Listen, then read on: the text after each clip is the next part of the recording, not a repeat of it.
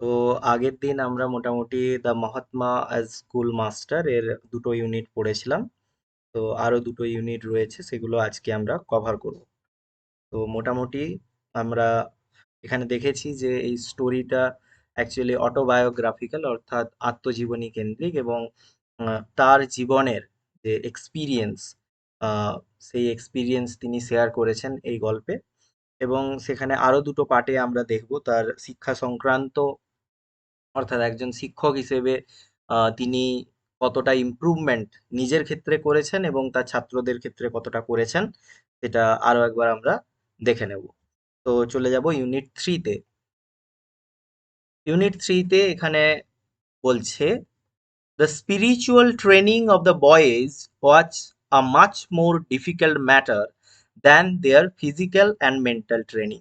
তাহলে আগের দিনে আমরা যে দুটো ইউনিট পড়েছি, সেখানে আমরা প্রথমত দেখেছি যে যে সমস্ত স্টুডেন্টরা সাউথ আফ্রিকাতে, যে সমস্ত ইন্ডিয়ান স্টুডেন্টরা ছিল, তাদের মধ্যে রিলিজিয়ন, কাস্ট, ক্রিড এই ধরনের যে অনেক বিভাজন থাকা সত্ত্বেও তাদের সবাইকে একসঙ্গে নিয়ে তার যে শিক্ষার যে অভিযান, সেটা তিনি কেমন ভাবে চালিয়েছেন। সেখানে মূলত তিনি মেন্টাল এবং ফিজিক্যাল এই ধরনের দুটো ট্রেনিং এর কথা বলেছেন, এবং সেখানে তিনি নিজের মতো করে কিছু ইমপ্রুভমেন্ট আনার চেষ্টা করেছিলেন, তাদের যাতে ফিজিক্যাল একটা ডেভেলপমেন্ট হয় এবং তাদের যাতে মেন্টাল একটা ডেভেলপমেন্ট হতে পারে, সেটার তিনি ব্যবস্থা করেছিলেন।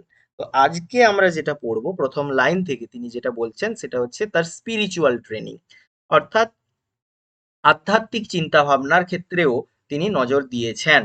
এবার সেখানে তিনি কি বলছেন না, the spiritual training of the boys, তাহলে এই সমস্ত ছেলেদের ক্ষেত্রে যে আধ্যাত্মিক একটা ট্রেনিং, আধ্যাত্মিক একটা যে তাদের প্রশিক্ষণ, was a much more difficult matter, সেটা অনেক বেশি একটা কঠিন আহ, বিষয় ছিল then their physical and mental training. তাহলে শারীরিক কিংবা তাদের মানসিক প্রশিক্ষণের থেকে এই যে আধ্যাত্মিক প্রশিক্ষণ, এটা কিন্তু অনেক বেশি কঠিন ছিল। I relied little on religious books for the training of the spirit. তাহলে এই স্পিরিট বা আধ্যাত্ম চেতনায় তাদেরকে প্রশিক্ষিত করার জন্য তিনি কিসের ওপর নির্ভর করেছেন? I relied little on religious books. তাহলে মোটামুটি ধর্মীয় বই, যে সমস্ত বইগুলো ছিল সেগুলোর ওপর নির্ভর করেই তিনি কিন্তু এই আধ্যাত্মিক চেতনার প্রকাশ বা বিকাশ ঘটানোর একটা চেষ্টা করেছেন। Of course, I believed that every student should be acquainted with the elements of his own religion and have a general knowledge of his own scriptures, and therefore I provided for such knowledge as best I could. তাহলে তিনি কি বলছেন? Of course I believed, আমি বিশ্বাস করতাম, that every student should be acquainted, তাহলে প্রত্যেকটা স্টুডেন্টেরই পরিচিত হওয়া দরকার কিসের সঙ্গে? With the elements of his own religion, নিজের ধর্মের যে সমস্ত বিষয়গুলো, ধার্মিক বা আধ্যাত্মিক যে বিষয়গুলো, সেগুলো সম্পর্কে তাদের কিন্তু পরিচিত হওয়া দরকার। And have a general knowledge of his own scriptures, এবং তাদের একটা মোটামুটি সাধারণ জ্ঞান থাকা দরকার কিসের না, ওন স্ক্রিপচার্স, তাদের যে সমস্ত ধর্মীয় পুঁথি গ্রন্থ যে সমস্ত রয়েছে সেগুলো তাদের জানা উচিত। অ্যান্ড দেয়ার ফোর, এবং সেই কারণেই I provided for such knowledge, এরকম প্রশিক্ষণ বা এই জ্ঞানের জন্য ব্যবস্থা করেছিলাম, অ্যাজ বেস্ট আই কুড, যে মানে যতটা আমার পক্ষে করা সম্ভব ছিল। এবার তিনি কি কি করেছিলেন সেটা পরবর্তী লাইনগুলোতে তিনি বলেছেন, এবং কি কি অবস্ট্রাকল বা কি কি বাধা বিপত্তি কি কি ছিল সেটাও তিনি বলছেন। But that to my mind was A part of the intellectual training, কিন্তু তিনি যেটা বলতে চাইছেন, এই যে আধ্যাত্মিক চেতনায় একটা স্টুডেন্টকে প্রশিক্ষণ দেওয়া, সেটাও কিন্তু এক ধরনের একটা ইন্টেলেকচুয়াল ট্রেনিং, মানে সেটাও একটা তার জ্ঞানের এবং বুদ্ধির বিকাশের একটা কিন্তু প্রশিক্ষণ। Long before I undertook the education of the youngsters of the Tolstoy Farm, I had realise that the training of the spirit was a thing by itself. তাহলে তিনি কি বলছেন না, এই যে কাজটা আমি করতে চাইছিলাম, long before I undertook the education, এই যে শিক্ষার বিষয়ের যে কাজটা সেটা নেওয়ার আগে, এই যে ইয়ংস্টার্সদের, ইয়ংস্টার মানে যারা হচ্ছে যুবক, তাদের শিক্ষার ব্যাপারটা নিয়ে ভাবনা চিন্তার আগে, এই আধ্যাত্মিক চেতনায় তাদের উদ্বুদ্ধ করার আগে, টলস্টয় ফার্মের যে সমস্ত স্টুডেন্টরা, তাদের ক্ষেত্রে তিনি কি ভেবেছিলেন, আই হ্যাড রিয়েলাইজড, আমি বুঝতে পেরেছিলাম, that the training of the spirit was a thing by itself. তাহলে এই যে আধ্যাত্মিক চেতনা, এই আধ্যাত্মিক স্পিরিটের, অর্থাৎ স্পিরিট মিন্স মানুষের যে আত্মিক চেতনা, নিজের যে বিকাশ, সেটা কিন্তু থিং বাই ইটসেলফ, সেটা নিজে থেকেই হয়। মানে তোমাকে হঠাৎ করে আজকে কেউ বললো যে আমি তোমাকে আধ্যাত্ম চেতনায় উদ্বুদ্ধ করতে চাই, আমি এবং গিয়ে সেখানে কিছু ধার্মিক কথা শুনিয়ে দিলাম, তাহলেই তুমি ধার্মিক হয়ে যাবে, এমনটা কিন্তু নয়। তাহলে তোমার মধ্যে আধ্যাত্ম চেতনা তখনই আসবে যদি তুমি নিজে থেকে আধ্যাত্ম চেতনায় উদ্বুদ্ধ হতে চাও। যদি তুমি নিজে থেকে ভাবো যে আমি আধ্যাত্ম চেতনায় মন দেব, তাহলেই কিন্তু এই জিনিসটা সম্ভব হতে পারে। তাই জন্য তিনি বলছেন the training of the spirit was a thing by itself. To develop the spirit is to build character and to enable one to work towards a knowledge of God and self-realization. তাহলে তিনি কি বলছেন, to develop the spirit, এই যে আত্মিক বিকাশ, এটা কখন হতে পারে, ইজ টু বিল্ড ক্যারেক্টার, এটার জন্য আগে কি চরিত্র তৈরি করতে হবে, and two enable one to work towards a knowledge of God, এবং একজনকে ভগবান সম্পর্কে সঠিকভাবে জ্ঞান প্রদান করতে হবে। অর্থাৎ মানুষ ভগবানকে যেভাবে দেখে, সেই ভগবানকে দেখার দৃষ্টিভঙ্গি কিন্তু প্রত্যেকের কাছে ভিন্ন ভিন্ন হয়ে যায়। তাই জন্য সঠিকভাবে ভগবানকে চিনতে হবে। আজকে যে কোনো ধরনের মানে কোনো রকম কোনো ধর্মকে অশ্রদ্ধা না করেই আমরা এটা বলতে পারি যে প্রত্যেকটা ধর্মের মধ্যে ভগবানের যে কনসেপ্ট, ধারণা, সেটা কিন্তু কম বেশি একই রকম। তো সেই জায়গায় দাঁড়িয়ে তাহলে কি তৈরি করতে হবে যদি আত্মিক চেতনায়, তাহলে হচ্ছে আগে ভগবান সম্পর্কে জ্ঞান সঠিক রাখতে হবে, অর্থাৎ ভগবানকে সঠিকভাবে চিনতে হবে, যে কাকে ভগবান বলছি, কেন বলছি, কি উদ্দেশ্য, সবকিছুটা ভালো করে জানতে হবে। তাই জন্য তিনি বলছেন যে প্রথমে ক্যারেক্টার বিল্ডিং, অর্থাৎ প্রথমে তোমার চরিত্রকে সঠিক হতে হবে, and two enable one to work towards A knowledge of god, তাহলে একজনকে এনেবল বা একজনকে এই জায়গায় নিয়ে যেতে হবে যেখানে সে গডের সম্পর্কে জ্ঞান সঠিকভাবে আহরণ করতে পারবে, অ্যান্ড সেলফ রিয়েলাইজেশন, এবং তার মধ্যে সেলফ রিয়েলাইজেশন আসবে। তাহলে একজনের আধ্যাত্মিক চেতনার মূল যে প্যারামিটার, অর্থাৎ মূল যে আমরা যদি মাপকাঠি বলি, সেটার ক্ষেত্রে সবচেয়ে প্রয়োজনীয় জিনিসটা কি না, তার সেলফ রিয়েলাইজেশন, অর্থাৎ সে নিজেকে কতটা বেশি জানতে পারছে একটা পরিস্থিতিতে, সে নিজেকে কতটা বেশি বিবেচনার জায়গায় নিয়ে যাচ্ছে। এই যে সেলফ রিয়েলাইজেশন, নিজের যে চিন্তা ভাবনার বিকাশ ঘটানো এবং প্রত্যেকটা বিষয়কে নিজের দৃষ্টিভঙ্গি দিয়ে বিচারের যে ক্ষমতা এবং সেটা সঠিকভাবে, সেটার কথা তিনি এখানে বলতে চাইছেন। And I held that this was an essential part of the training of the young, এবং তিনি বলছেন যে এটাই হচ্ছে সবচেয়ে গুরুত্বপূর্ণ part. And I held that this was an essential part, এটাই হচ্ছে সব থেকে প্রয়োজনীয় অংশ of the training of the young.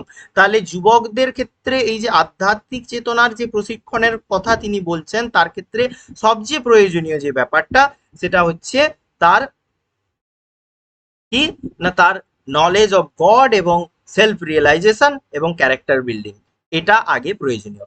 And that all training without culture of the spirit was of no use. তাহলে তিনি কি বলছে না, that all training without culture of the spirit, তাহলে যে প্রত্যেকটা প্রশিক্ষণই বিফল হয়ে যায়, এই যে ওয়াজ অফ নো ইউজ, তার কোনো রকমের অর্থ থাকে না, নিরর্থক হয়ে যায়, কখন, without culture of the spirit, এই যে স্পিরিটের যে কালচার, অর্থাৎ আত্মিক যে ব্যাপারটা, তার সঙ্গে যে সংস্কৃতি জড়িয়ে আছে, সেই জিনিসটা যদি না থাকে, তাহলে কিন্তু কখনোই একটা স্পিরিটের ডেভেলপমেন্ট বা আত্মিক একটা বিকাশ কখনোই সম্ভব নয়, and might be even harmful. আর এটা যদি না হয়, এই যে without culture of the spirit, যদি নিজের আত্মিক জিনিসটার যদি খুব মানে কালচার না হয়, সেটা নিয়ে যদি অভ্যাস না হয়, সেটা নিয়ে যদি চর্চা না হয়, সঠিক পদ্ধতিতে যদি না চর্চা হয়, তাহলে কিন্তু সেটা হার্মফুল, অর্থাৎ ক্ষতিকর হয়ে যেতে পারে। I am familiar with the superstition that self-realization is possible only in the fourth stage of life. তাহলে তিনি বলছেন যে এরকম একটা অন্ধবিশ্বাসও মানুষের মধ্যে আছে, যে সুপারস্টিশন কেবলমাত্র সেই চতুর্থ চতুর্থ স্তরে গিয়ে মানুষ লাভ করতে পারে, বা চতুর্থ পর্যায়ে বা চতুর্থ, এটাকে আমরা চতুরাশ্রম যে প্রথাটা বলে থাকি, অর্থাৎ যেখানে চারটে আশ্রমের কথা বলা হয় জীবনের। আহ প্রথমে যেখানে আসে আহ গার্হস্থ, আহ না সম্ভবত ভুল বলছি, মোটামুটি চারটে ভাগ কিন্তু এখানে রয়েছে, যার শেষ পর্যায়ে আসে সন্ন্যাস জীবন আসে, অর্থাৎ যেখানে সবাই সবকিছু ত্যাগ করে শেষ পর্যন্ত একাকিত্বকে, মানে সমস্ত কিছু ত্যাগ করে যখন মানুষ একদম একা হয়ে নির্জনে যখন ভগবানের আরাধনা করে, যেটাকে আমরা সন্ন্যাস বলছি, যেটা কিন্তু চতুর্থ পর্যায়ে আসে। তার আগে আরো তিনটে ধাপ আছে। প্রথমটা হচ্ছে যেই ধাপে মানুষকে নিজের গৃহত্যাগ করে গুরুর কাছে যেতে হয়, দেন তারপরে সে আবার গুরুর কাছে শিক্ষা লাভ করার পরে আবার বাড়িতে ফিরে আসে, দেন আবার তার গৃহস্থ জীবন শুরু হয়, অ্যান্ড দেন ফাইনালি সমস্ত কিছু শেষ করে সে কোথায় যায়, সন্ন্যাস নেওয়ার জন্য ত্যাগ করে যায়। তো এটা মোটামুটি হিন্দু বিলিফে, হিন্দু ধর্মের বিশ্বাসে কিন্তু এই সন্ন্যাস কনসেপ্টটা ছিল, যেটাকে রিনাউন্সিয়েশন বা ত্যাগ, স্যাক্রিফাইস এটসেট্রা এটসেট্রা এগুলো বলছে। তাহলে এই লাইফটাতে এলে কেবলমাত্র নাকি সেলফ রিয়েলাইজেশন আসতে পারে, এরকম একটা সুপারস্টিসিয়াস বিলিভ কিন্তু ওনার মধ্যেও ছিল। কিন্তু তিনি পরে এটাকে এক্সপ্লেন করছেন যে এটা কিন্তু সঠিক নয়, but it is a matter of common knowledge that those who, এটা ডেফার হবে, সরি ডিফার লেখা আছে, ডেফার, ডেফার কথাটা, হু defer preparation for this invaluable experience until the last stage of life attain no self-realization but old age amounting to a second and pitiable childhood। তাহলে কি বলছে না, এরকম একটা কথা প্রচলিত থাকলেও তিনি বলছেন but it is a matter of common knowledge, এটা একটা সাধারণ জ্ঞান, that those who defer preparation for this invaluable experience, এই যে অমূল্য এক্সপিরিয়েন্সটা, অভিজ্ঞতা, অর্থাৎ এই যে সেলফ রিয়েলাইজেশন, নিজেকে চেনা, নিজের মধ্যে আত্মিক দিকটাকে চেনা, এই যে পদ্ধতিটা, এই পদ্ধতিটাকে যারা ডেফার করে, অর্থাৎ মানে সবসময় ভাবে যে ওই চতুর্থ স্টেজে গিয়েই এটা সম্ভব, তার আগে এটা সম্ভব নয়, এটসেট্রা এটসেট্রা, এইভাবে যারা এই জিনিসটা থেকে দূরে থাকে আনটিল দ্য লাস্ট স্টেজ, সেই লাস্ট স্টেজ পর্যন্ত যাওয়ার আগে পর্যন্ত, তাহলে তারা কি করে, অ্যাটেন নো সেলফ রিয়েলাইজেশন, তাদের জীবনে কিন্তু কখনোই অ্যাকচুয়ালি সেলফ রিয়েলাইজেশন আসে না, but old age amounting to a second and pitiable childhood, তারা কিসে যায় না ধীরে ধীরে বয়স্ক হতে থাকে, আর এই যে বার্ধক্য তাদের, সেই বার্ধক্যটা তাদের কোথায় নিয়ে যায়, সেকেন্ড অ্যান্ড পিটিয়েবল চাইল্ডহুড, তাহলে আবার একটা শিশু মতো অবস্থায় তাদেরকে নিয়ে যায়। সব সময় বার্ধক্যকে সেকেন্ড চাইল্ডহুড বলা হয়, কিন্তু তিনি বলছেন সেকেন্ড চাইল্ডহুডটা কিন্তু সাধারণ কোনো সেকেন্ড চাইল্ডহুড নয়, কেমন পিটিয়েবল, যেখানে মানুষের তাদের প্রতি করুণা আসে, living as a burden on this আর্থ, তারা কিন্তু এই পৃথিবীর একটা কি হয়ে যায় না, অলমোস্ট একটা বার্ডেন বা একটা হচ্ছে বোঝা হয়ে যায়। তারপরে তিনি কি বলছেন, I have a full recollection that I held this views even whilst I was teaching, that is in 1911-12। তাহলে আইই, এটা হচ্ছে অ্যাকচুয়ালি ফুল ফর্মটা হচ্ছে ইন এসেন্স, বা যেটাকে আমরা শর্টে বলি দ্যাট ইজ, ঠিক আছে, অর্থাৎ আহ, একটা পার্টিকুলার জিনিসকে ডেসক্রাইব করার জন্য দ্যাট ইজ বলে এই কথাটা ব্যবহার করা হয়। I have a full recollection, তাহলে তিনি বলছেন যে আমার মানে যথেষ্ট ভাবেই মনে আছে, that I held this views even whilst I was teaching, আমি এরকম ধরনের চিন্তা ভাবনাটা আমার মধ্যেও ছিল, অর্থাৎ এই যে লাস্ট স্টেজ গিয়ে তবে গিয়েই একটা সেলফ রিয়েলাইজেশন বা আত্মিক বিকাশ ঘটতে পারে, এই ধরনের যে অন্ধবিশ্বাসটা কিন্তু আমার মধ্যেও ছিল যখন আমি পড়াচ্ছিলাম। কোন সময়টার কথা তিনি বলছেন, ইন 1911 and 12, অর্থাৎ 1911-12তেও আমি যখন পড়াচ্ছিলাম এরকম ধরনের একটা চিন্তা ভাবনা কিন্তু তখনও আমার মধ্যে ছিল, though I might not then have expressed them in identical language, যদিও এই ধরনের চিন্তা ভাবনাটা যে আমার মধ্যে ছিল, আমি কিন্তু সেই সময় সেটা প্রকাশ করিনি। How then was this spiritual training to be given? তিনি বলছেন তাহলে এদেরকে এই আধ্যাত্মিক চেতনায় উদ্বুদ্ধ করা যাবে কিভাবে? তাহলে তিনি বলছেন, I made the children memorize and recite hymns। তাহলে আমি কি করেছিলাম, না এই স্টুডেন্টদেরকে মেমোরাইজ করাতাম, অর্থাৎ মনে রাখার চেষ্টা করতাম, অ্যান্ড রিসাইট হাইমস, এবং তাদের সামনে যে হাইমস গুলো আছে, অর্থাৎ যে সমস্ত রিলিজিয়াস পোয়েমস গুলো রয়েছে, কবিতা বা ধার্মিক যে সমস্ত, যেগুলোকে আমরা মন্ত্র বলো বা সেই ধরনের যে সমস্ত জিনিসগুলো বইয়ের মধ্যে থাকে, সেগুলো তাদেরকে দিয়ে আবৃত্তি করাতাম এবং সেগুলো তাদেরকে মনে রাখানোর চেষ্টা করতাম। And read to them from books on moral training. আর কোন ধরনের বই থেকে তাদেরকে পড়ে শোনাতাম? না, মোরাল ট্রেনিং অর্থাৎ নৈতিক বিকাশের ক্ষেত্রে যে ধরনের বইগুলো পাওয়া যায় সেই বইগুলো থেকে পড়ে তাদেরকে বিভিন্ন ধরনের স্টোরিজ বা বিভিন্ন ধরনের গল্প, কবিতা ইত্যাদি ইত্যাদি শোনাতাম। But that was far from satisfying me, কিন্তু তিনি এটা করেও স্যাটিসফাই হচ্ছিলেন না তিনি প্রকৃতপক্ষে, তাই জন্য তিনি বলছেন but that was far from satisfying me, এটা কোনোভাবেই আমাকে কিন্তু সন্তুষ্টি দিচ্ছিল না। As I came into closer contact with them, যত আমি তাদের সংস্পর্শে বেশি করে আসতে লাগলাম, আমি দেখলাম that it was not through books that one could impart training of the spirit, যে বই পড়ার মাধ্যমে বা বইয়ের এই সমস্ত কবিতা বা এই ধরনের হাইমস, এই ধরনের স্ক্রিপচার পড়ে কখনো কারুর আত্মিক বিকাশ ঘটতে পারে না। তাহলে তিনি কি বলছেন, just as physical training was to be imparted through physical exercise, যেমন করে শারীরিক প্রশিক্ষণটা দেওয়ার জন্য শারীরিক কিছু অভ্যাস বা শারীরিক কিছু ব্যায়াম প্রয়োজন ছিল, and intellectual through intellectual exercise, এবং কারুর বুদ্ধিমত্তার প্রকাশ ঘটানোর জন্য সেরকম কিছু বুদ্ধিমত্তার আহ, সম্পর্কিত যে ধরনের এক্সারসাইজ গুলো আছে সেগুলো করা প্রয়োজনীয়তা ছিল। Even so the training of the spirit was possible only through the exercise of the spirit. তাহলে সেরকম করে স্পিরিটের প্রশিক্ষণ বা আত্মিক বিকাশ তখনই সম্ভব যদি আত্মিক বিকাশেরও এরকম কিছু ব্যায়াম বা এক্সারসাইজ করা হয়। সেটার জন্য কি প্রয়োজন তিনি পরবর্তী লাইনগুলোতে বলছেন, and the exercise of the spirit entirely depended on the life and character of the teacher.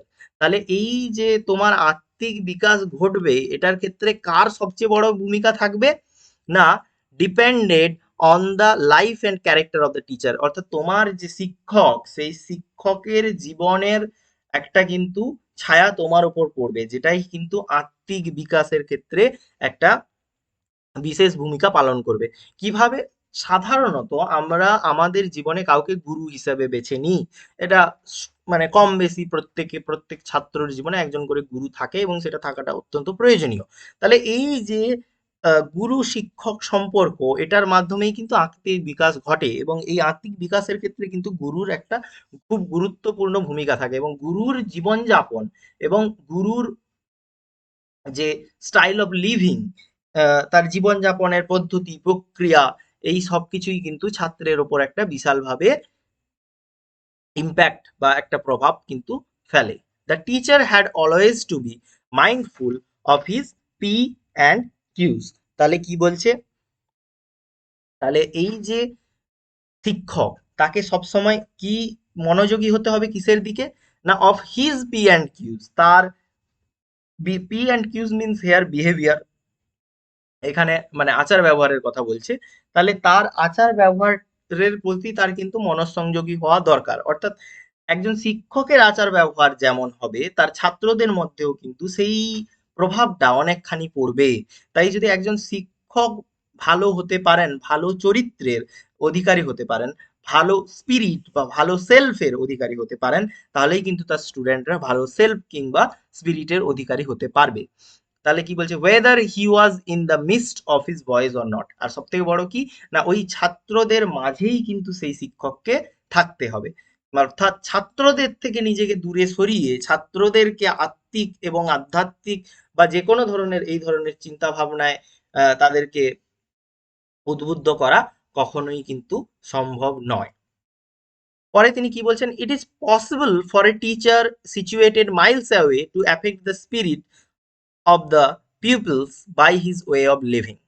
তাহলে কি বলছে, it is possible for a teacher situated miles away, তাহলে একটা শিক্ষক যে অনেক দূরে বসবাস করছে তার স্টুডেন্টদের থেকে, মানে বসবাস বলতে এখানে কি অর্থাৎ সম্পর্কের কথা বলা হয়েছে, তাহলে শিক্ষকের সঙ্গে যার সম্পর্ক খুব একটা ভালো নয়, যেই শিক্ষকের সঙ্গে তার ছাত্রদের সম্পর্ক খুব ভালো নয়, একটা ক্লোজ কানেকশন তাদের মধ্যে নেই, তার ক্ষেত্রে তিনি কি বলছেন, to affect the spirit or the peoples by his way of living. তাহলে তিনি যেভাবে মানে তার যে জীবনযাপনের ধারা বা জীবনযাপনের তার যে স্টাইল, সেটা কিন্তু কখনোই কি করবে না, ছাত্রদের স্পিরিটকে কখনোই ক্ষতিগ্রস্ত করবে না বা তাদের ওপর কোনো ধরনের প্রভাব ফেলবে না। তাহলে একটা শিক্ষক যে অনেক বেশি কি করছে না, স্টুডেন্টদের থেকে দূরে আছে, তার ক্ষেত্রে কিন্তু এটা করা কখনো সম্ভব নয়। It would be idle for me if I were a liar to teach boys to tell the truth. তাহলে তিনি কি বলছেন, তাহলে শিশুদের মাঝে না থাকলে, অর্থাৎ নিজের ছাত্রদের মাঝে না থাকলে তাদের আত্মিক বিকাশ ঘটানো কখনো সম্ভব নয়। তাই জন্য তিনি বলছেন it would be idle for me, মানে এটা আমার কাছে নিরর্থক, একেবারেই নিরর্থক, if I were a liar, যদি আমি নিজে একজন লায়ার হই, to teach boys to tell the truth, তাহলে আমি নিজে একজন মিথ্যেবাদী হয়ে আমার মানে ছাত্রদেরকে কিভাবে সত্যি কথা বলা শেখাতে পারি, এটা সম্ভব নয়। তাহলে একজন ছাত্রকে যদি তার আত্মিক বিকাশ ঘটাতে হয় এবং তার আত্মিক বিকাশের ক্ষেত্রে একটা শিক্ষকের মূল ভূমিকা থাকে, সেক্ষেত্রে আগে শিক্ষকের চরিত্র এবং শিক্ষকের আত্মিক বিকাশটা সঠিক হওয়া প্রয়োজন বলে তিনি মনে করছেন। যার উদাহরণস্বরূপ তিনি বলছেন যে আমি নিজে যদি মিথ্যেবাদী হই, তাহলে আমি কি করে আমার স্টুডেন্টকে বলবো যে তোমরা সত্যি কথা বলো। অর্থাৎ তাহলে আগে নিজের চরিত্রটাকেও ঠিক করতে হবে। A self-cowardly teacher would never succeed in making his boys valiant, and a stranger to self-restraint would never teach his pupils the value of self-restraint. তাহলে কি বলছেন তিনি, না, খুব বড় কথা বলছেন যে এ কাওয়ার্ডলি টিচার, একজন কাপুরুষ শিক্ষক, উড নেভার সাকসিড, কখনোই সফল হবেন না, in making his boys valiant. Valiant মানে অর্থাৎ বোল্ড বা সাহসী। তাহলে একজন শিক্ষক যে নিজেই কাপুরুষ, যে নিজেই খুব ভীরু প্রকৃতির, সে তার কোনো ছাত্রকে কখনো হচ্ছে মানে সাহসী করে তুলতে পারবে না। And a stranger two self restrained, এবং এমন একজন ব্যক্তি যে নিজেই সেলফ রেস্ট্রেন্ট সম্পর্কে কিছু জানে না, অর্থাৎ নিজেই সে নিজের চরিত্রের ওপর কিভাবে সংযত থাকতে হয় সেটা সে নিজে জানে না, could never teach his people, কখনোই সে তার ছাত্রদের শেখাতে পারবে না the value of self restrained. তাহলে নিজেকে যে সংযত করার যে ক্ষমতা বা নিজেকে সংযত করার যে প্রয়োজনীয়তা, সেটা সে কখনো তার নিজের ছাত্রদেরকে বোঝাতে পারবে না। I saw, তাই আমি দেখলাম, therefore, that I must be an eternal object lesson to the boys and girls living with me. তাহলে আমি আমার ছাত্রছাত্রী যে সমস্ত ছেলেমেয়েরা আমার সঙ্গে বসবাস করছে তাদের কাছে আমি নিজেই একটা লেসন হব। অর্থাৎ আমাকেই সেই আদর্শ জায়গায় পৌঁছাতে হবে। অর্থাৎ আমি আমার ছাত্রছাত্রীদের যা শেখাবো, সেই সমস্ত কোয়ালিটি, সেই সমস্ত ধরনের গুণগুলো আগে আমার মধ্যেও থাকতে হবে। দে দাস বিকাম মাই টিচার্স। আর এই যে জিনিসটা, তিনি সেলফ রিয়েলাইজেশন এরকম ধরনের নিজের যে তিনি ব্যাপারটা বুঝলেন, অর্থাৎ ছাত্রদেরকে সেলফ রিয়েলাইজেশন বা ছাত্রদেরকে আধ্যাত্মিক চেতনায় উদ্বুদ্ধ করতে গিয়ে তিনি যে জিনিসটা শিখলেন, সেটা স্টুডেন্টদের কাছ থেকে তিনি শিখলেন। তাই জন্য তিনি বলছেন thus they became my teacher, এভাবে কিন্তু তারাও আমার এক শিক্ষক হলো, কারণ আমিও তাদের থেকে এটা শিখলাম। And I learn I must be good and live straight, এবং আমি বুঝলাম যে আমাকেও ভালো হতে হবে এবং সহজ পথে, সরল পথে এবং সৎ পথে চলতে হবে। ইফ অনলি ফর দেয়ার সেক, যদি সেটা কেবলমাত্র ছাত্রদের স্বার্থেও হয়, তাহলেও কিন্তু আমাকে আগে এই জিনিসগুলো করতে হবে। I may say that the increasing discipline and restraint I imposed on myself at Tolstoy Farm was mostly due to those words of mind. তাহলে কি বলছে, না, আমি এটা বলতেই পারি, I may say that the increasing discipline, এই যে একটা নিয়মানুবর্তী হওয়ার যে প্রবণতার যে একটা বৃদ্ধি, সেটা অ্যান্ড রেস্ট্রেন্ট, এবং নিজেকে সংযত করার যে একটা প্রবৃত্তি, সেটা আই ইম্পোজড অন মাইসেলফ, যেটা আমি আমার নিজের ওপরে চাপিয়ে নিয়েছিলাম, যে দায়টা আমি আমার নিজের ওপরে চাপিয়ে নিয়েছিলাম অ্যাট টলস্টয় ফার্ম, টলস্টয় ফার্মে থাকাকালীন, was mostly due to those words of mind. তাহলে সেটা কি জন্য, না এই সমস্ত আমার যে ছাত্রছাত্রী রয়েছে তাদেরকে সঠিক শিক্ষায় শিক্ষিত করার জন্য কিন্তু আমাকে নিজেকেও এই কঠোর দিন যাপন বা কঠোর সংযত ভাবে এবং মার্জিত ভাবে দিন যাপনের এই দায়ভারটা নিজের কাঁধে নিজেকে নিতে হয়েছিল। এবার ইউনিট 4 এ এসে আমরা দেখবো যে এটাও আমি আগেই বলেছি যে এটা ওনার অটোবায়োগ্রাফি থেকে কিছু কালেকশন, যেগুলো বিভিন্ন জায়গা থেকে কালেক্ট করা হয়েছে, সম্পূর্ণ অংশটা নেই, তাই অনেকখানি মাঝখানে অনেক ঘটনা আছে। তো মোটামুটি এখানে আরেকটা ঘটনার কথা তিনি তুলে ধরেছেন, যেটা তার জীবনের খুব একটা দাগ কেটে যাওয়ার মতো ঘটনা, আহ, যেটা তার জীবনে তিনি নিজেকে কালিমালিপ্ত বলে মনে করেছেন, সেরকম একটা জায়গা থেকে নেওয়া হয়েছে, যেখানে তিনি বলছেন one of them was wild, অর্থাৎ সেই স্টুডেন্টদেরকে, তিনি যাদেরকে শিক্ষা দিচ্ছিলেন তাদের ক্ষেত্রে সেই স্টুডেন্টদের মধ্যে একজন স্টুডেন্ট ছিল খুবই খুব মানে ধূর্ত, আমরা এখানে বলবো খুবই ধূর্ত, অর্থাৎ কথা শোনে না কারোর, এরকম এক ধরনের, unruly, given to lying and quarrelsome. তাহলে কি বলেছে, তাদের মধ্যে একজন কেমন ছিল না, সে হচ্ছে একেবারেই আনরুলি, অর্থাৎ একেবারেই unruly means who doesn't follow any rule, যে কোনো ধরনের নিয়ম কানুন মানতে চায় না, একেবারে বন্য জঙ্গলি ওয়াইল্ড ছিল। গিভেন টু লাইং অ্যান্ড কোয়ালসম, তাহলে সে কিসে বেশি মানে শান্তি অনুভব করতো, না লাইং, মিথ্যে কথা বলাতে, অ্যান্ড কোয়ালসম, এবং সে কেমন ছিল না, খুব ঝগড়ুটে, অর্থাৎ ঝগড়া লাগাতে পারলেই তার একটা মানে শান্তি আসে, এরকম একটা ব্যাপার। তো অন ওয়ান ওকেশন, একটা ঘটনার কারণে, হি ব্রোক আউট মোস্ট ভায়োলেন্টলি, তাহলে একদিন এমন একটি ঘটনা হয়েছে যেখানে সে কিন্তু খুব মানে হিংস্র পর্যায়ে পৌঁছে গিয়েছিল, অর্থাৎ একটা খুব বাজে ধরনের কোনো ঘটনা তার জীবনে কিন্তু মানে আমাদের যে মহাত্মা গান্ধী যে তার নিজের লাইফ স্টোরি ডেসক্রাইব করছেন, সেখানে তিনি বলছেন যে ওই ছাত্রটিও কিন্তু খুব ভায়োলেন্ট হয়ে গেছিল।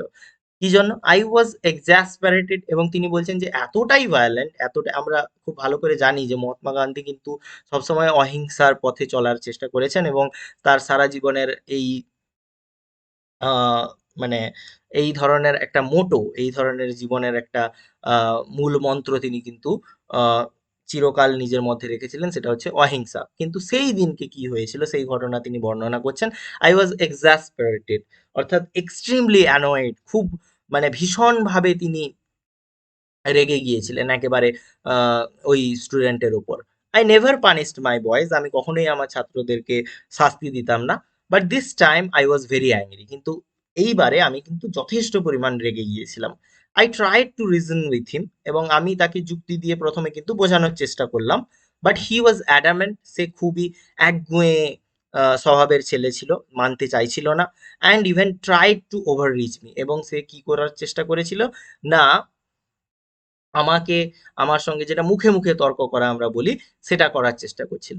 তো তিনি কি করলেন, at last I picked up a ruler, আমি একটা রুলার মানে স্কেল যেটাকে আমরা বলি, স্কেল তুলে নিলাম, লাইং অ্যাট হ্যান্ড, যেটা হাতের কাছেই ছিল, অ্যান্ড ডেলিভার আ ব্লো, এবং তাকে আঘাত করলাম অন হিজ আর্ম, তার হাতে।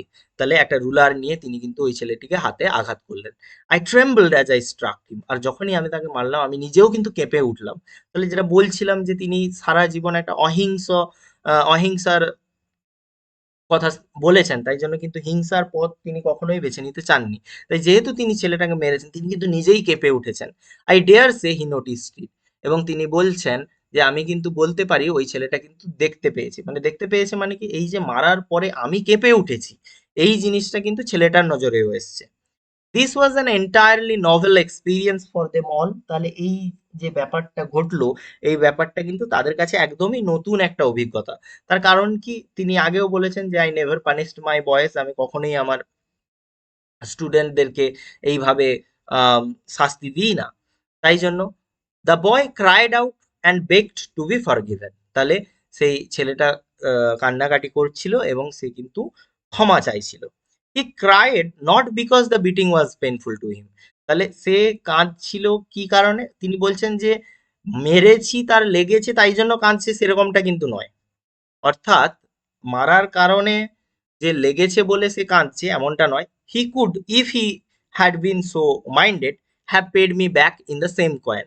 Paid me back in the same coin কথাটার মানে হচ্ছে to give the same treatment, অর্থাৎ তুমি যা করেছো তার প্রত্যুত্তরে একই জিনিস করাকে বলা হয় to paid me back or paid someone back in the same coin. এটা একটা ইডিওম্যাটিক এক্সপ্রেশন। তাহলে কথাটার মানে তিনি কি বলতে চাইলেন, না সেও পারতো, if he had been so minded, যদি সে মনে করতো তাহলে সেও পারতো আমাকেও একইভাবে মারতে। Being a stoutly built youth of 17, তাহলে কেন তিনি বলছেন না তার মধ্যে যে প্রবণতাটা ছিল, আগেই আমরা পড়েছি যে ছেলেটার মধ্যে কেমন ধরনের একটা ওয়াইল্ড, একটা আনরুলি একটা ব্যাপার আছে, তাহলে সে চাইলে কিন্তু ঘুরে একই কাজটা আমার সঙ্গেও করতে পারতো, অর্থাৎ সে কিন্তু ঘুরে আমাকেও মারতে পারতো, কারণ সে 17 বছর বয়সে একটা ছেলে এবং তার কিন্তু এই যে স্টাউটলি বিল্ট তিনি বলতে চাইছেন। তাহলে স্টাউটলি বিল্ড কথাটার মানে আমরা কি বলতে পারি, খুব একগুঁয়ে প্রকৃতির এবং একটা খুব মেজাজ ওয়ালা ছেলে কিন্তু সে ছিল, তাহলে সে চাইলে কিন্তু এটা করতে পারতো। But he realised my pain, কিন্তু আমার কষ্টটা কোথায় হয়েছে সেটা সে বুঝতে পেরেছে। In being driven to this violent recourse, তাহলে কেন আমি এই হিংসার পথ বেছে নিয়েছি, যে in being driven to this violent recourse, এই হিংসার পথে আমি কেন এলাম, কোন যন্ত্রণা থেকে আমি এই কাজটা করলাম সেটা কিন্তু সে বুঝতে পেরেছে। নেভার এগেইন আফটার দিস, এর পরে আর কখনোই, আফটার দিস ইনসিডেন্ট, এই ঘটনার পর, ডিড হি ডিসওবে মি, সে কখনোই আমাকে আর অশ্রদ্ধা করেনি। But I still repent that violence, কিন্তু আমি নিজে এখনো অনুশোচনা বোধ করি সেই হিংস্রতার জন্য, অর্থাৎ যে ধরনের আম, এই যে শাস্তির ব্যবস্থা তিনি নিজে হাতে স্কেল তুলে নিয়ে তাকে যে আঘাত করেছেন, সেটার জন্য কিন্তু তিনি নিজে এখনো অনুশোচনা বোধ করেন। I am afraid I exhibited before him that day not the spirit but the brute in me, তাহলে তিনি কি বলতে চাইছেন, আমি ভীত, এটা ভেবেই ভীত যে ওই দিনকে কিন্তু আমি যেটা এক্সিবিটেড করলাম, যেটা আমি প্রদর্শন করলাম, সেটা কিন্তু that day not the spirit, তাহলে ওই দিন আমি আমার যে আত্মিক বিকাশ কতটা ভালো, বা আমার যে, যেটা তিনি বারবার বলছেন যে একজন শিক্ষক কিন্তু যে স্পিরিচুয়াল ওয়েতে, স্পিরিচুয়াল ট্রেনিং এর জন্য একজন শিক্ষকের যে ইম্প্যাক্ট বা একটা খুব বড় প্রভাব থাকে, সেটার ক্ষেত্রে যে শিক্ষককে ভালো হতে হয়, সেদিনকে কিন্তু সেটা মনে হয় হলো না। সেদিনকে আমি আমার স্পিরিটটাকে না বের করে আমি কি করলাম, but the brute in me, তাহলে প্রত্যেকটা মানুষের মধ্যে যে একটা হিংস্রতা বা একটা জঘন্য বর্বরতা থাকে, সেদিনকে মনে হয় আমি আমার বর্বরতাটাকে প্রকাশ করলাম, আমি আমার কিন্তু যে আত্মিক চেতনা বা আধ্যাত্মিক চেতনাটাকে প্রকাশ করতে পারলাম না। I have always been opposed to corporal punishment. আমি চিরকালই শারীরিক যে সমস্ত শাস্তি সেগুলোর বিরোধিতা করেছি।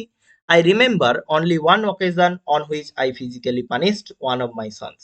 তাহলে তিনি এখানে বোঝা যাচ্ছে যে কতটা স্নেহের সঙ্গে তিনি ছাত্রদেরকে পড়াতেন বা তাদেরকে শেখানোর চেষ্টা করতেন। তিনি বলছেন যে, "I remember only one occasion", যে আমি কখনোই শারীরিক শাস্তি দিতাম না, কিন্তু আমার মনে আছে এই একটিই ঘটনা, যেখানে কিন্তু I physically punished one of my sons, তাহলে তিনি বলছেন যে আমার সন্তানদের মধ্যে একজনকে যেখানে আমি কিন্তু শারীরিক শাস্তি দিয়েছিলাম। I have therefore never until this day bin able to decide weather I was right or wrong in using the ruler. বলছে আই হ্যাভ দেয়ারফোর মানে অর্থাৎ তারপর থেকে আজও পর্যন্ত, I have never until this day এখনো পর্যন্ত, বিন এবল টু ডিসাইড এখনো পর্যন্ত আমি ঠিক করে উঠতে পারিনি, weather I was right or wrong, সেদিনকে আমার এই কাজটা ঠিক ছিল নাকি ভুল ছিল, ইন ইউজিং দ্য রুলার, এই যে স্কেল দিয়ে তাকে আঘাত করা, এটা ঠিক ছিল কিনা ভুল ছিল আমি আজও বুঝে উঠতে পারিনি। প্রবাবলি ইট ওয়াজ ইমপ্রপার, হয়তো এটা ভুল ছিল, for it was prompted by anger and desire to punish, তাহলে তিনি বলছেন যে এটা ভুলই ছিল। কেন না, তার রিজন হিসেবে তিনি বলছেন এটা প্রম্পটেড হয়েছিল, অর্থাৎ এই কাজটার প্রতি আমি আকৃষ্ট হয়েছিলাম বা এই কাজটা করতে উদ্যত হয়েছিলাম কি জন্য, by anger and a desire to punish, তাহলে একটা হচ্ছে আমার মধ্যেকার রাগ এবং আমার মধ্যেও যে একটা হিংস্র ভাব আছে, সেইটার দ্বারা তাড়িত হয়েই কিন্তু আমি এরকম একটা কাজ করেছিলাম। Had it bin an expression only of my distress I should have considered it justified, তাহলে বলছে এটা যদি কেবলমাত্র আমার ডিস্ট্রেসের জন্য হতো, অর্থাৎ আমি যে একটা পীড়া অনুভব করেছি তার কারণেই হচ্ছে, এটা হচ্ছে তার এক্সপ্রেশনের জন্য হতো, তাহলে কিন্তু হয়তো আমার মধ্যে এই যে একটা দোমনা ভাব যে ঠিক করলাম কিনা এই চিন্তা ভাবনাটা আসতো না। তাহলে হ্যাঁ, তিনি কষ্ট পেয়েছিলেন এটাও যেমন ঠিক, কিন্তু তার মধ্যে সেদিনকে রাগের বহিঃপ্রকাশও হয়েছে এবং তার মধ্যেও যে একটা ডিজায়ার টু পানিশ আছে সেটারও কিন্তু বহিঃপ্রকাশ ঘটেছে, তাই জন্য তিনি আজও পর্যন্ত সেটাকে জাস্টিফাই করতে পারেননি নিজের কাজটাকে। তাই জন্য তিনি বলছেন যে কেবলমাত্র যদি নিজের ডিস্ট্রেস বা নিজের উদ্বিগ্নতা, নিজের যে যন্ত্রণা যেটা তিনি ফিল করেছিলেন, যে এরকম একটা ওয়াইল্ড, আনরুলি, একটা কোয়ালসাম একটা স্টুডেন্ট, সেটার জন্য যদি তিনি করে থাকতেন কাজটা, তাহলে হয়তো তিনি এটাকে জাস্টিফাই করতে পারতেন। কিন্তু পারছেন না কেন? না, কেননা সেখানে তারও কিন্তু রাগের বহিঃপ্রকাশটা ঘটেছে। অর্থাৎ তিনি যে আধ্যাত্মিক চিন্তায় স্টুডেন্টদেরকে উদ্বুদ্ধ করতে চাইছেন, যেখানে সেলফ রেস্ট্রেইন বলে বারবার তিনি কথাটা ব্যবহার করেছেন, যে নিজেকে সংযত রাখার যে মানসিকতা এবং নিজেকে সংযত রাখার যে ক্ষমতা, সেই জিনিসটা কিন্তু তিনি সেদিনকে ভুলে গিয়েছিলেন। But the motive in this case was mixed. কিন্তু এই ক্ষেত্রে মোটিভটা মিক্সড, যেটা আমি বললাম, যে তার সেলফ ডিস্ট্রেসও যেমন ছিল, সেই জায়গায় অ্যাঙ্গারও কিন্তু ছিল, এবং তার মধ্যে ডিজায়ার টু পানিশও ছিল। তাহলে এগুলো সবকিছু মিলেমিশে তার একটা বহিঃপ্রকাশ হয়েছে, যে তিনি রুলারটা নিয়ে একজন স্টুডেন্টকে হিট করেছেন। This incident set me thinking and taught me a better method of correcting students. তাহলে বলছে এই ঘটনার পরে কিন্তু আমি একটা খুব ভালো উপায়, এর থেকে ভালো একটা মেথড বা কৌশল বের করেছিলাম স্টুডেন্টদেরকে কারেক্ট করার জন্য। I do not know whether the method would have availed on the occasion in question. তাহলে বলছে এই যে যে প্রশ্নটা তিনি তুলেছিলেন, যে ঠিক করলাম না ভুল করলাম, বলছে আমি জানি না যে মেথডটা আমি বার করলাম সেটা কতটা বেশি আমাকে এই কোশ্চেনের ক্ষেত্রে উত্তর দিতে সাহায্য করেছে। The ইয়ংস্টার soon forgot the incident. কিন্তু ওই যে ছোট্ট ছেলেটি, সেই কিন্তু মোটামুটি এই ইনসিডেন্টটাকে ভুলেই গিয়েছিল। And I do not think he ever showed a great improvement. এবং আমার মনেও হয় না যে এরপরে সে খুব একটা যে বিশেষ কোনো ইমপ্রুভমেন্ট, একটা বিশেষ কোনো পরিবর্তনের দিকে চলে গিয়েছিল, সেরকমটা হয়েছে বলে আমার মনে নেই। But the incident made me understand better the duty of a teacher towards his people's. কিন্তু এই ঘটনার ক্ষেত্রে আমি আরো বেশি ভালো করে বুঝতে পেরেছিলাম একজন শিক্ষকের তার ছাত্রদের প্রতি কতটা কর্তব্যপরায়ণ হওয়া উচিত, সেটা কিন্তু তিনি নিজেকে বিচার করে সেটা বুঝতে পেরেছিলেন। তাহলে বারবার যে জায়গাটা তিনি ঘুরে ফিরে বলছিলেন যে সেলফ রিয়েলাইজেশন, সেলফ রিয়েলাইজেশন, তাহলে এটা কিন্তু তার নিজের একটা সেলফ রিয়েলাইজেশন। তাহলে কিন্তু সেলফ রিয়েলাইজেশন কেবলমাত্র সন্ন্যাস যে সময়টায় নেব, সেই সন্ন্যাসের জায়গায় গিয়েই সেলফ রিয়েলাইজেশন আসতে পারে, এই কথাটা কিন্তু তিনি বারবার আবারও ভুল প্রমাণ করছেন, যে তার কিন্তু এই সময়ে গিয়েও একটা সেলফ রিয়েলাইজেশন আসছে, যে সেই কাজটা বোধহয় করাটা তার ঠিক হয়নি। এই যে আত্মবিবেচনা, নিজেকে বিবেচনা করার ক্ষমতা কিন্তু সবার মধ্যে থাকে না।